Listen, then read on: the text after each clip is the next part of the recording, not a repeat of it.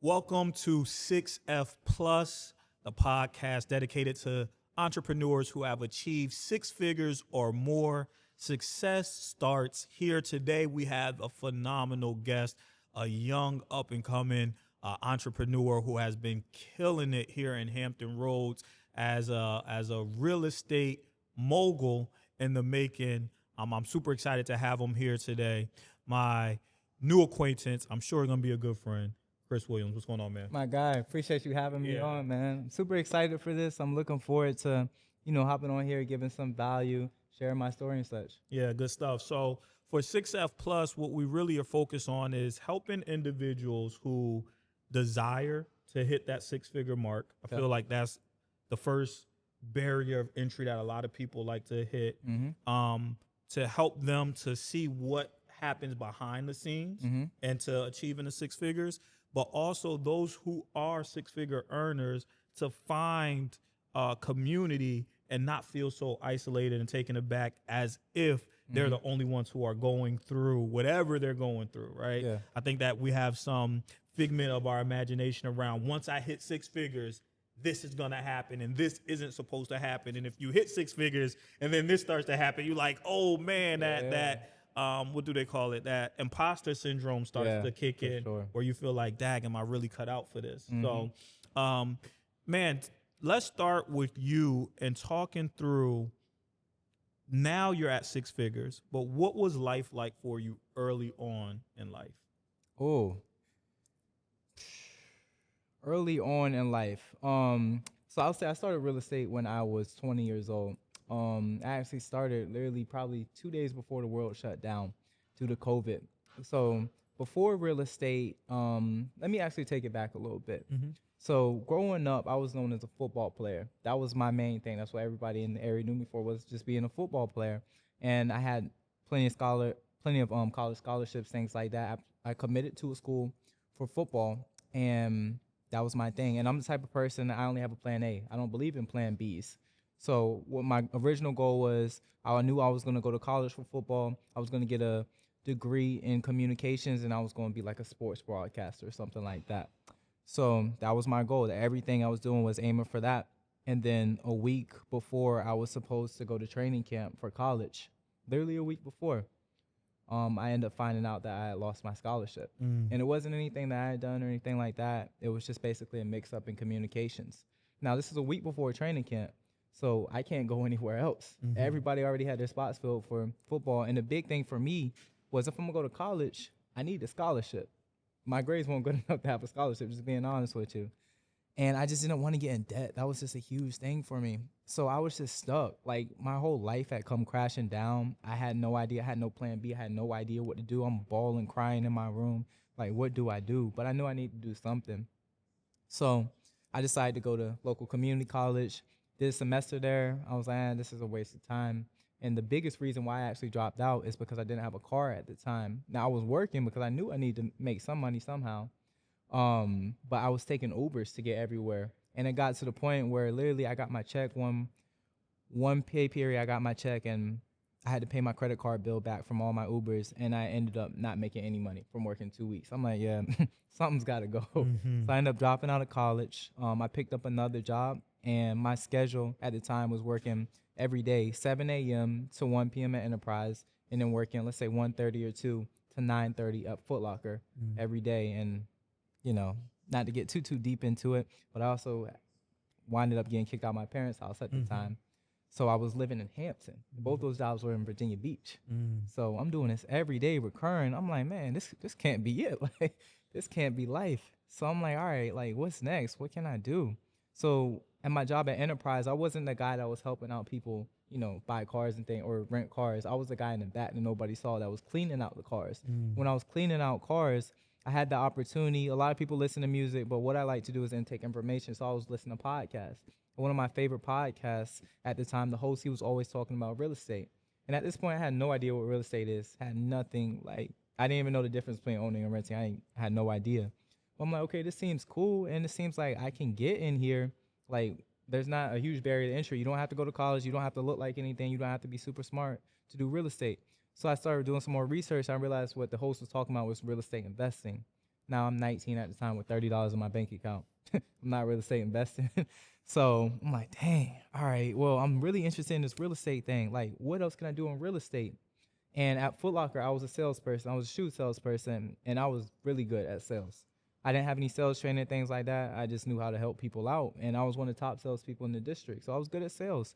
And when I was looking into real estate, particular job title popped up: real estate agent salesperson. I'm like, okay, I'm already a salesperson. I'm already selling shoes. I could sell houses, no problem. That was literally my thoughts. Ended up taking the course. Took me like probably 8-9 months to pass it because my busy work schedule. And got licensed 2020. The world shut down in 2 days, and 2 days later, and that's how I started in real estate.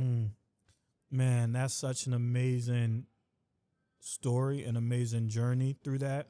And you mentioned something that our former guest had talked about as well, which when I think about my story is also what catapulted me into entrepreneurship was the heartbreak and the disappointment of a dream, a goal, a vision that you had initially that did not go as planned. Yep. And one of the things that I like to highlight here is, and I think there's 3 areas in when you get into 6 figures that I concentrate on, which is you're looking at your mindset, you're looking at your money, and you're looking at the mastery of whatever skill you have. And before individuals get to the 6-figure mark, there is definitely a level of mindset that has to be assumed in order to get to that point, because you will face roadblocks, you will face blockades that impede upon whatever path you have. So I said all that to say, when you were going to be the football player, right, scholarship, so on and so forth, how did you develop a mindset that allowed you to try something again after your initial dream had been shattered? That's a great question. Honestly, man, I would say I just knew I had to do something. Like, I can't just be like just not doing anything. And I've always known, like, I feel like God's always called me for more. Like, I feel like God didn't call me to be that person working at Walmart, you know, for my entire life. And I didn't know anything about corporate world, and I knew I wasn't going to go to college because I didn't want any debt. So I was like, what can I really do? I got to do something. Yeah. So it didn't even start out with real estate at first. Maybe it started out with, like, I was flipping shoes. You know, I was using my Foot Locker discount to parlay that to bigger opportunities. But then real estate, I'm like, okay, this can actually be a career, whereas versus flipping shoes is just a hustle. So I was just like, man, I just got to do something. Like, honestly, I was just tired of being a failure. And that was really the biggest thing. When I lost my scholarship, it wasn't even necessarily like I'm not playing football anymore. Yeah, that hurt. But what hurt me the most was because everybody knew me as a football player. They were congratulating me on my announcement. You know, they were expecting me to go off. So when I was still here, when I was supposed to be at school playing football, people would be like, why are you here? You know, what happened with you? And I got to explain the story. And, you know, everybody's like, well, dang, I'm sorry. But then the next thing is like, okay, what you going to do now? And I was just like, well, I don't really know yet. And I just saw the look on their faces. And it's like, dang, like, I saw myself as a disappointment. And I just always remember that. And I just never wanted to feel like that again. Yeah. So now that you move, and again, I think that, man, God orders our steps so well, right? Yes. Because this closed opportunity takes you down a totally different path.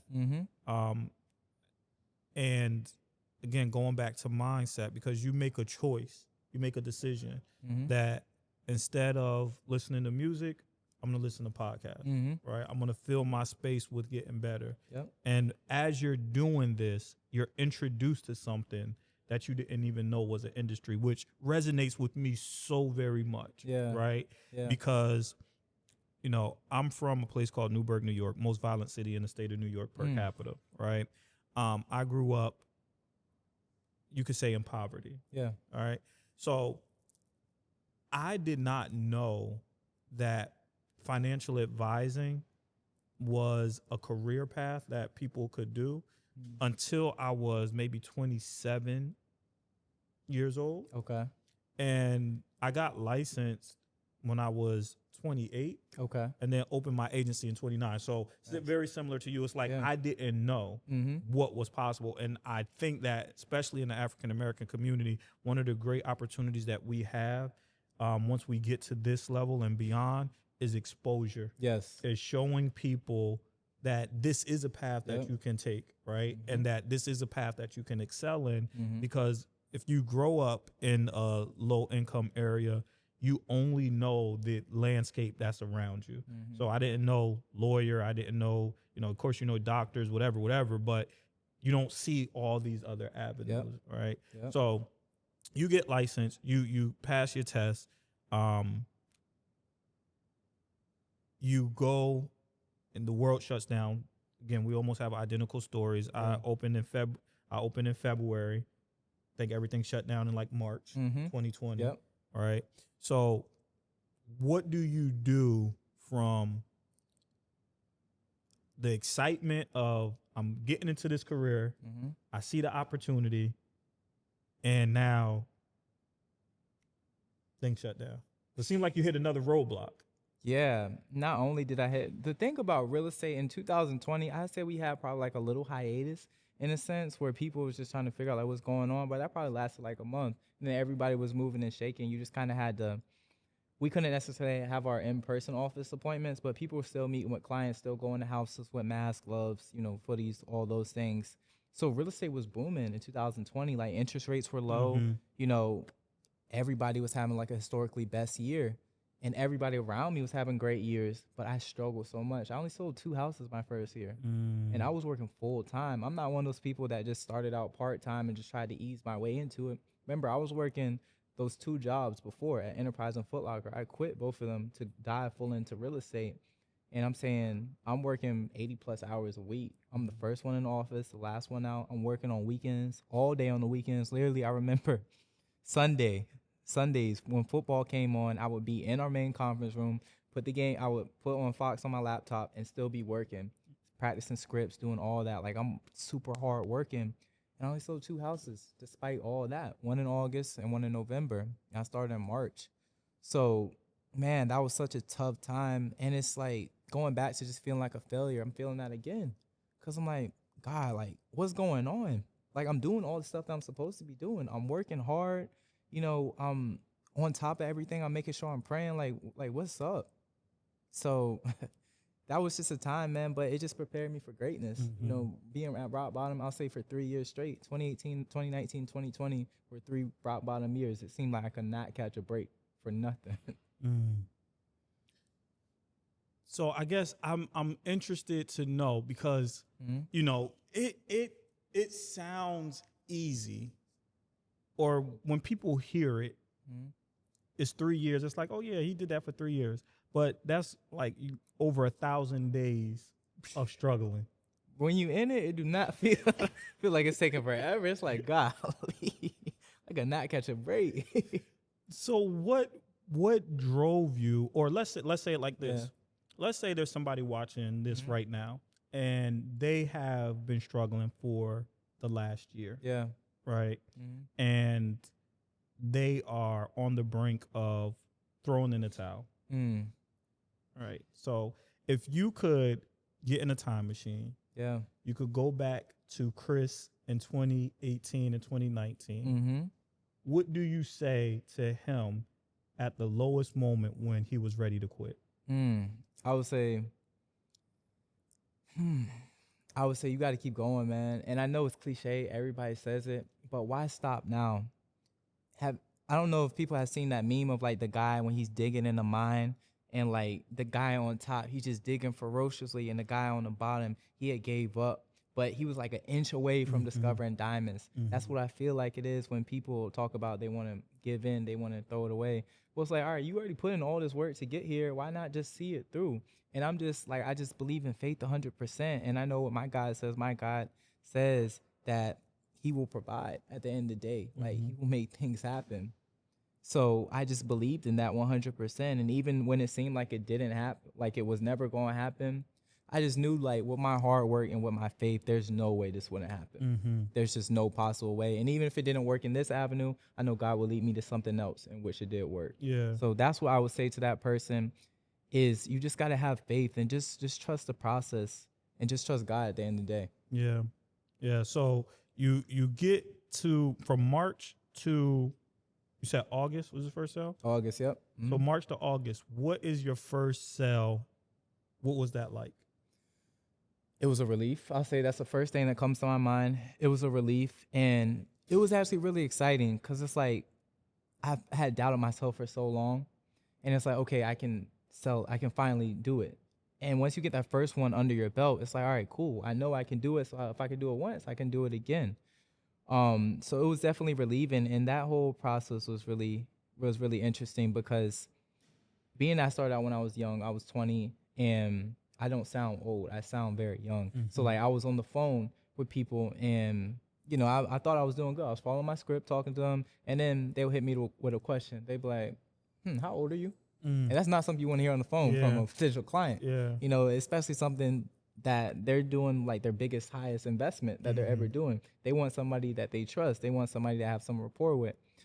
And then I would tell them, you know, because I can't lie. And they're like, oh, I got, you know, kids who are older than you. I got grandkids who are older than you. It's like, oh, man. Then you got to try to get them back on script. And then they're like, I'm going to see. You know, I'm going to reach back out to you when I'm ready. And you find out a couple months later they brought or sold with somebody else. That used to always happen to me. So I made it like a goal. And that's why I started growing out facial hair, too, because, like, I don't want anybody to know how old I am. Like, I just didn't want that. So I remember at the final walkthrough for my first client, I had asked them, and I waited to the final walkthrough specifically because everything was done at that point. I was like, yeah, man, like how old do you think I am?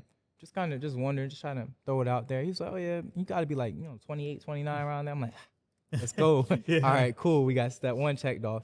And then the second question I asked him was, all right, well, cool. How many transactions do you think I did? Like, was this a good experience for you? He was like, yeah, I mean, this is great. Like, you helped me out greatly. You've been doing this for a while. This has to be, you had to done at least 10 transactions. I'm like, let's go. Yeah. And that feeling of relief that I got after I told him, hey, I was 21 at the time. I'm only 21. This is my first transaction. Just seeing how shocked he was. I'm like, let's go. Like my hard work is actually paying off. Like and that was just a sign from God. I will say like, hey, this is your beacon in the light, or this is your beacon in the darkness. Like things are getting better. Things are going to get better. Yeah. So you get your first house. What's your expectation? Are you like, yo, I got another one that's coming next month. Now it's the domino effect. Or did you expect that you'd be waiting another 3 months till you got your second house? No. I thought I was going to get another one like right after that. I'm like, all right, cool. Now we got one. Like, what's up? Like we opened the door now. Let's walk through it. So I'm trying to get more and more, but same thing as the previous months. It just, the cards just didn't align. And I know why. I know why now. But yeah, I mean, and before that November one, I actually had one I was supposed to close 2 months before in September. So it would have been back-to-back months. But that house ended up falling through 2 days before closing.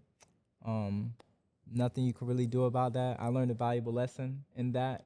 I remember I was basically, I went to my broker. I was like crying about it basically. I'm like, man, like, what do I do? Like, I'm in debt. Like, credit card, it's 25% interest is stacking up. Right. Like, I got rent to pay. I got all this stuff to pay. I remember he was like, he told me, if you're just upset about this one deal, that means you don't have enough going on. And when he said that, I was mad. I'm like, man, like, bro, like, you don't understand. Like, you're a millionaire. You don't understand the struggles that I have. Like, but I'm so grateful he said that to me now, because that helped me think from a whole different standpoint and a viewpoint. Because if you are so upset about one deal, why do you have all your eggs in one basket? Right. You shouldn't be doing that as a business owner. So that was such a valuable lesson that I'm grateful that I learned now. So 2 in the first year. Yeah. What happens in the second year? 24. 24. What changed?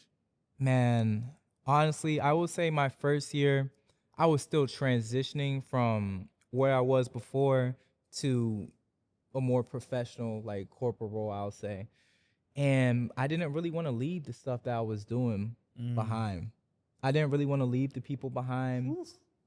Yeah, because I was comfortable where I was at. Like, I like my friends. I like going out partying, doing all the things a 20-year-old kid would do, 21-year-old kid would do.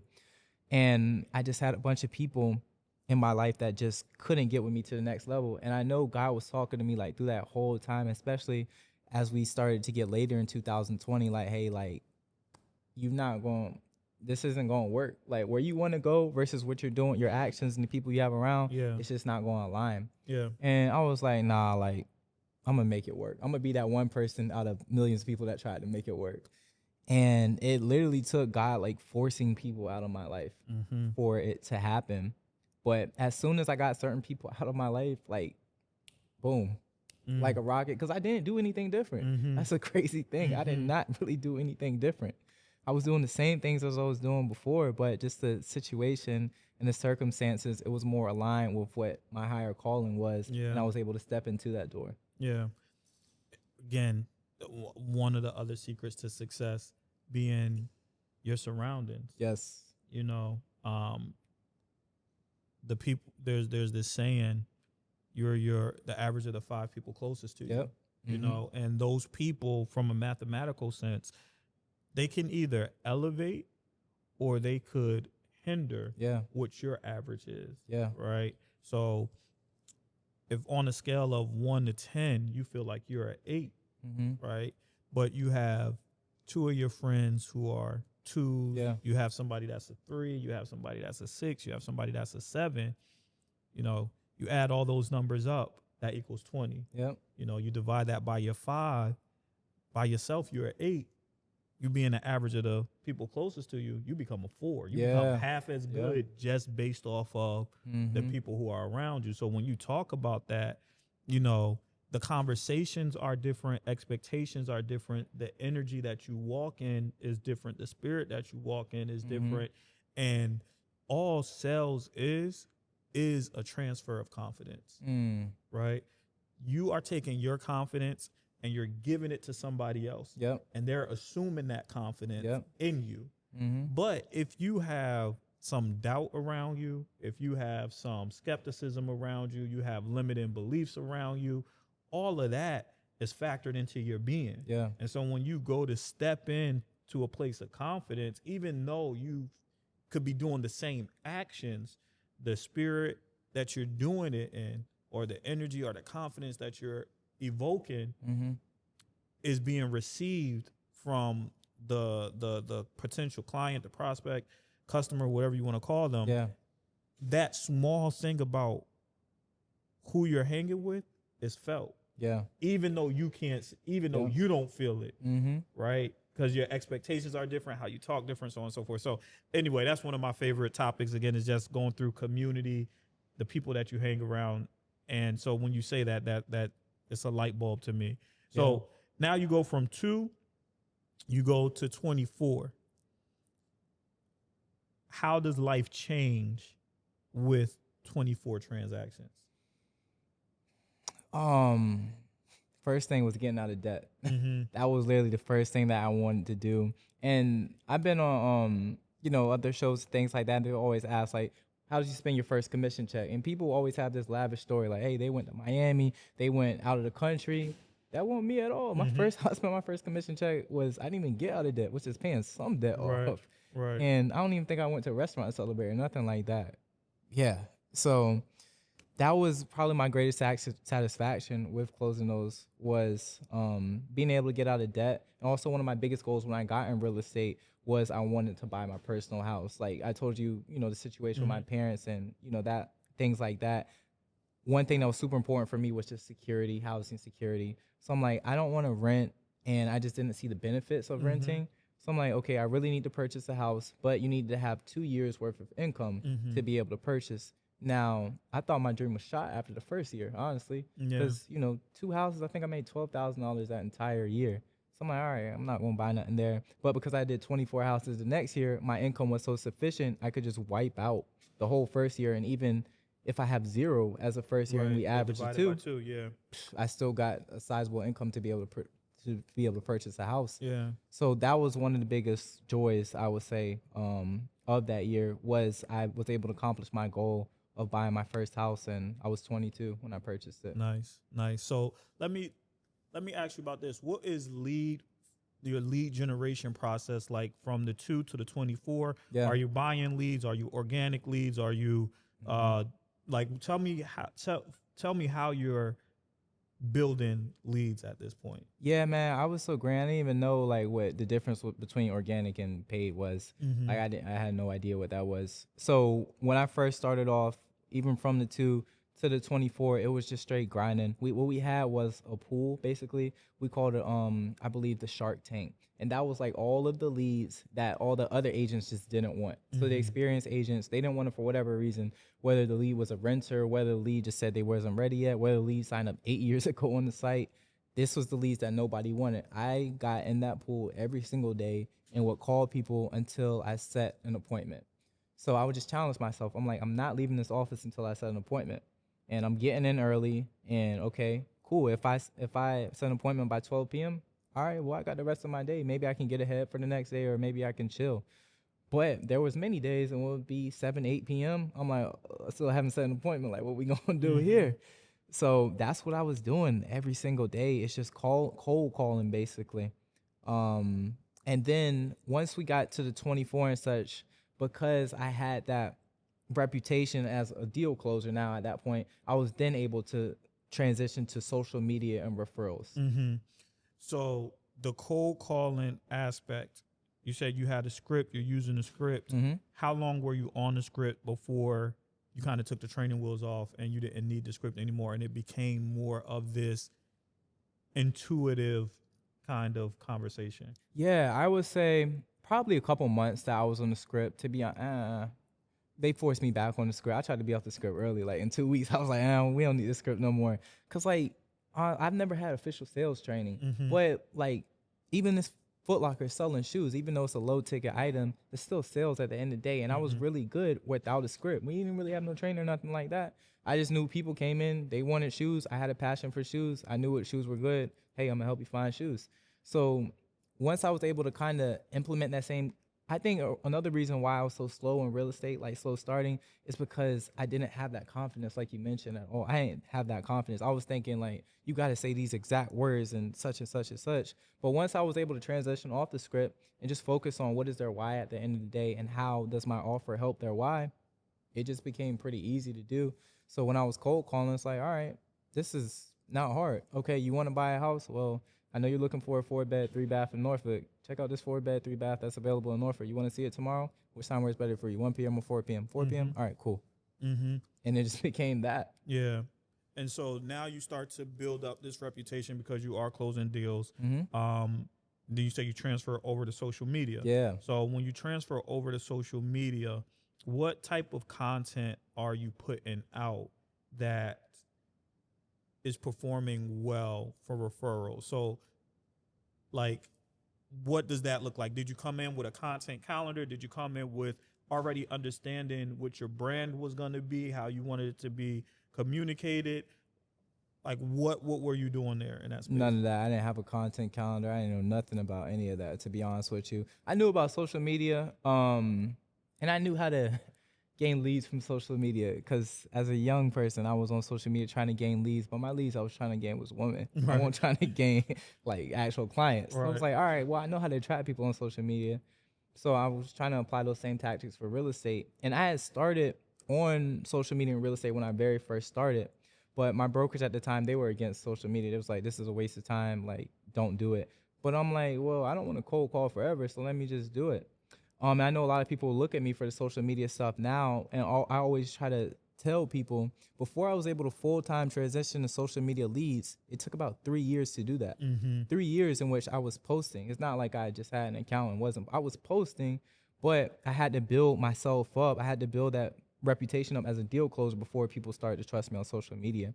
So when it comes to my strategy, man, I was doing everything wrong at first. Literally, what I would do was I would go in a home for a home tour and record the whole entire home. So you know, like Instagram, when the stories, like my stories was like this little. I would start out with like 300 people, and then by the last story it'd be like 10 people. I'm like, dang, like what's up? And I realized you probably shouldn't post a story that lasts like 20 minutes. Yeah. So I'm like, all right, well, let's not do that. And then I just had the bright idea, because I wasn't getting engagement I wanted. I was like, okay, let me ask the audience what they want to see. So I just asked the audience what they wanted to see, and they were like, they want to see nice homes. They want to see home tours. I'm like, all right, well, I'm a real estate agent. I have access to my MLS. Let me just do home tours. And that's the thing too. Like, I know a lot of people with social media, their strategy is like they, be shaking their hips, doing the dances. That's just, I never like that, to be honest with you. So I'm like, I'm not going to do that. And, even though I'm confident in myself as a man, like, I don't think a bunch of people just want to see my face at the end of the day. Right. So I'm like, all right, well, let me do the home tours and just not show me. Let me just show the home. And those just started taking off. Like, it got to the point where if I needed some leads, all I knew I had to just post a reel. And I'm getting at least 10K views in the first day, and I'm getting at least 20 leads in one day, just from posting home tours. And that's even on a regular level. We got videos that have hundreds of thousands of views. And I was even able to parlay that when I had the team, when I first started the team, they were just relying off my social media leads because so much lead flow was coming in. But I say it all started out with just asking the audience what they want to see and not just thinking I know everything, but just ask them simply what they want to see. Yeah. Good stuff. Good stuff. So the 24 homes, I'm assuming that's your first 6-figure year? Yes. Okay. Cool. So now you are a solo agent doing this. When do you get your team? Say 2 years later. Okay. So what really inspired me to get my team, well, when I first started in real estate, my two biggest goals actually was, of course, I wanted to buy a house and make 6 figures, but I also wanted to have a brokerage. And I set all these goals for being 25 because, being 20, I'm like, well, my life ends at 25, obviously. Right. Yeah. That was just what I thought happened. So I'm like, okay, I need to accomplish all these things by 25. But the thing is, I set that goal, but I completely forgot about it. It's funny how God works because all that happened, but I completely forgot all about it. And the reason I wanted brokerage was because, like, I thought that was the only way you could keep 100% of your commission and have control over what you do. So the reason I started a team was basically just kind of out of need. In a sense, way too many leads were coming in, where I had worked super hard my first 2 years. I'll say that. And at that point, because now we're year 3, I want to say, in real estate, I'm like, I don't want to work that hard anymore. I want to be able to enjoy a little bit. I want to be able to travel. I want to be able to engage in a relationship that I was in at the time. So I'm like, all right, well, I want to do that, but these leads are still coming in. And then I got, like, I didn't know what message requests were. And I found that out one day. I saw, oh, what's this message request thing? And there was like 60 or 70 leads in there. People like, hey, I'm pre-approved for 700,000. I want to buy it. I want to sell right now. I'm like, oh, man, all this money. This is hundreds of thousands of dollars that just, got wasted basically. So I'm like, all right, I got to do something. So I brought an agent on because at that point I just couldn't handle all the leads. And then with that agent, he had been licensed with another company, I'll say, for about a year, but he didn't really know much, to be honest. Like, when he came to me, he didn't even know how to write an offer. And within 90 days of him coming to me, he closed on his first property. Wow. So I'm like, all right, well, proof of concept. We're starting to get there. If we could do one, we can do another one. And I basically did the same thing with another one. Took a brand new agent, and she was successful very quickly also. So I'm like, all right, well, cool. We're doing this. We did it twice. Now we have real proof of concept. Let's just scale it up and see how big we can grow. And that led me to officially form an assets to real estate company. And last year, which was our first full year, we sold 182 homes with about 60 million in volume sold. Wow. Nice. Thank you. Congratulations. I appreciate that. I appreciate Good that. stuff. So your homes. Yeah. Okay. So again, we went through mindset, then I like to go through money because there's either you're doing high volume or high value. When I mean high volume is like you got a lower ticket item, but you got to sell a lot of lower ticket item to get to your 6 figures, or you're doing something that's high value. You don't have to sell as many, but it may take a little more work. So when you came in, what did you hone in on the price range that you wanted to be in? I didn't. And the thing is, my brokers, they were always telling me you shouldn't know that. But me at the time, I was just straight hard work. And I just wanted to help out as many people as possible. And all I had time for was just real estate. I'm like, man, I don't care. I'll drive to Newport News for a $2,000 rental. Like, whatever. I just want to help out as many people as possible. I was that high volume person that didn't care about price point. And so did you ever make a pivot to going more of the higher value? Yeah, 100%. I Eh, would say once I was able to have the team, that's when I was able to sort of make that pivot. Or actually, even before that, to be honest with you, because I know we talked about, the year of 24, but there was about a year or two in between having the team and having the year of 24 where I was able to transition instead of just ripping and running all across Hampton Roads working with buyers, where I was able to transition into listings. Mm-hmm. And listings is where I was able to get my time back and Mm-hmm. also leverage them, because I can have 10 listings right now and I can work all completely off my phone. I don't ever have to go to the house. Versus if I got 10 buyers, my Yeah. whole day, 8 to 8, Yeah. driving around showing properties. Yeah. When did you start to realize that the houses you were selling was at a price point that was not just like, this is a nice commission check, but it was like, oh yeah, this is very lucrative? Like, at what point did it go where you started getting into 400, 500, 600, $700,000 homes? Yeah.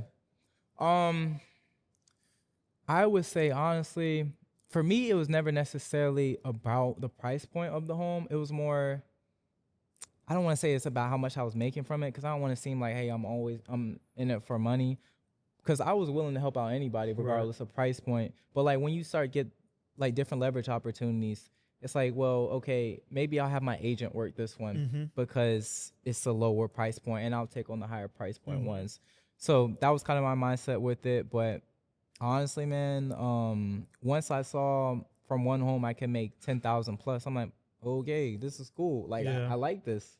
I really like this, because what's my only other option? I'm 23, 24 with no college degree. What other thing I'm gonna do that where I can make 10,000 just from one transaction? Right. And have months of 10,000 plus, like 5-figure months. What else would I do? So Right. I'm like, all right, like this is real estate is where it's at. Yeah. So did you find that it was any more difficult Mm-hmm. to sell the higher home than it was to sell the lower home? It's an interesting question. I will say yes. Higher homes are definitely more difficult to sell. They take a bit longer. The personalities of the people in that price point, you got to be a bit more delicate with them. But honestly, man, I worked lower price homes. I remember we had this lead that got pre-approved for like $40,000, and they were probably the most demanding person Mm-hmm. ever. Mm-hmm. I'm like, man, like there's not too much we can do for you. Like we're trying to do something Right. for you, but it's not too much. And they were so demanding. Versus, I've had clients, 900,000, and they're like, hey man, whatever you say, like just send me the docs, I'll sign. Yeah. So it's so interesting. I just prefer to at this point I prefer to work with people that we mesh well. I don't necessarily care about price point, because Mhm. at this point I always joke, half joke, and say I'm a retired real estate agent, because I really am. Like as far as selling houses, I don't need to sell houses. Right. More so, I want to actually be buying the houses, but I will sell houses occasionally just based on certain things. And one of those biggest things is, do me and the person mesh well? Are they going to, follow my processes? Because my processes have worked. We've seen this for multiple amount of years. So I don't want, somebody to come in who hasn't done it for an amount of years and be like, hey, this needs to work, because there's no proof of concept there. Yeah. Yeah. And the last portion that we talked through is mastery, right? Yeah. So I feel that every six-figure business, like, Mhm. again, you have to have the right mindset. You have to know like the money. Again, Mhm. you're gonna be low ticket, you got to sell large value. Yeah. You're gonna be higher ticket, you got to, you sell lower, but the transaction may take longer to close, Mhm. right? But then there's the mastery of what it is that you're doing, getting that 10,000 hours out of the way, Mhm. and the sometimes obsessive levels that you have to dedicate Yeah. in the front side of it Mhm. in order to get to the backside to where Yep. you can relax, right? Yep. So what were some of the skills you had to master in order to get to this point? Love this topic, man. Because I really try to get people to understand this more, and I think as society we don't really grasp that. Society, we want everything instant, we want everything easy, and then it's so funny. Like people will comment on my stuff, they be like, "Oh, like you got here so fast, man." That those Yeah. 3 years I was talking about, Yeah. It seemed like it took forever. I did not get here fast. But I guess if you look at it like in a 10-year scale, I guess I did get here fast. But I would say I'm blessed that I have my background in football. Football taught me so much, so many helpful skills when it comes to business, just grit, just discipline. Like I remember when I was training for football, why I was going so hard is I always pictured there was this random kid in Iowa who was just working. And when I got tired, he was doing another rep. Mm-hmm. When I didn't want to lift, guess what he was doing? He was lifting. When I didn't want to get up early to do routes, guess what he was doing? Routes. So I basically took that same mindset and applied it in real estate. I said, well, somebody wants that exact same listing that I'm competing for. And guess what they're doing? They're working on their scripts. They're building up their offer. They're building up their craft so they can provide more value to the seller. And if I don't get to it now, they're going to get to it before I do. And just like what you said about the mastery thing, like the 10,000 hours, I think that's super, super important. Like, that's why I did work so hard. It's because, like I said, I thought my life was going to end at 25. So I'm like, I got to do something before I hit 25. And I knew that at 3 p.m., pretty much all the office was gone because they had to go pick up their kids. You know, they was cooking dinner for their family, all that. I'm like, all right, well, y'all leaving at 3 p.m. If I leave at 10, I got 7 hours ahead of you each and every single day. And y'all not even working weekends. So we add the weekends to that. I'm like, I can pass you guys. And I got that mindset basically from Kobe too. I remember he talked about that all the time, like how he woke up early, how he's always spending time in the gym. Because if you really get that time, that added time, you stretch that over a period of a year, nobody's going to catch up. And even if you, if you just continue that just a little bit, how are people going to catch up? And I just took that mindset. I'm going to say, I'm going to do that in real estate. And that's how I've been able to get here, you know, at 25. It's just because all that groundwork that I put in. So even though I may be 25, even though I've been doing real estate for 5 years, if you look at all the amount of work that I put in real estate, I'm really like 40. Right. I've really been in real estate for like 15 years at this point. Yeah. That's dope. Want to kind of close it out. We talked about this a little bit earlier. What are some of the challenges that you find with running a 6-figure business? You have a team, so you have delegation, you have freedom. Yeah. Right. And when people talk to me about being an entrepreneur and they talk about the freedom of it, I'm like, it's cool if you have discipline. Yeah. But if you have freedom without discipline, it's just a train wreck. Yes, for sure. Right. For sure. So tell me some of the challenges that you are facing as a 6-figure plus entrepreneur. Yeah. One of the biggest challenges, I'll say, like, if we talk about freedom, for example, I really don't feel like I have freedom. Even though I do have freedom, like, if I didn't work for the rest of the year, I would be fine. My life would not change whatsoever. But that's just not in me. I just can't do that. Like, I'm always thinking about what's next. And that's actually one of the hardest things, is because when I accomplish things, like, a lot of times I don't even crack a smile. A lot of times more other people outside are more excited than I actually am, being that we accomplish things. I'm always like, what's next? Like Kobe said, job's not done. That's just always how I'm feeling. I think that is one of the biggest challenges, is just being able to navigate that and not take it for granted, and also be satisfied with yourself, but also not become complacent. I'm just trying to thread that line. But entrepreneurship, man, it's been a journey, and I'm so grateful for it. There's days when I complain, and there's days when I'm just super joyful for it. But I definitely appreciate it, and it's put me in a position that I would have never been in. If I had took the corporate route, I would not be here. I think about that all the time. Like, I remember how sad I was when the whole football and everything ended. If I had, because I graduated at 19 from high school, if I had actually played football throughout, I would have played for 5 years, because you redshirt your first year, your 4 years. All right, I would have just graduated last year at 24. This would be my first year in the real world. I've been in the real world for like 5 years at this point. So I'm super grateful for that. But yeah, man, that's what I would say. Dope. Well, how can the people find you? How can they reach out to you? How can they get in touch with you? Yeah, you guys can find me at I am Chris A. Williams on all social media platforms. I'm talking Instagram, LinkedIn, TikTok, Facebook, and especially YouTube. I'm actually pushing out some big things on YouTube coming soon. My biggest thing is I just want to give back to the people. It's my birthday month, so I wanted to give. And we got this project coming out. I've been arguing with my marketing team about that. They're like, you need to package this in the course. I'm like, nah, I'm just giving it for free. Why not? You know? And I actually had a course with all this information in it, and I was selling it. I had some good sales. But I'm like, at this point, I just want to give back. So why not? Dope. Well, I appreciate you, man. Thank you for coming on. Definitely look forward to connecting with you again in the future. Yes, sir. I appreciate you. All right, man. Have a good one. Yes, sir. We good? Yeah.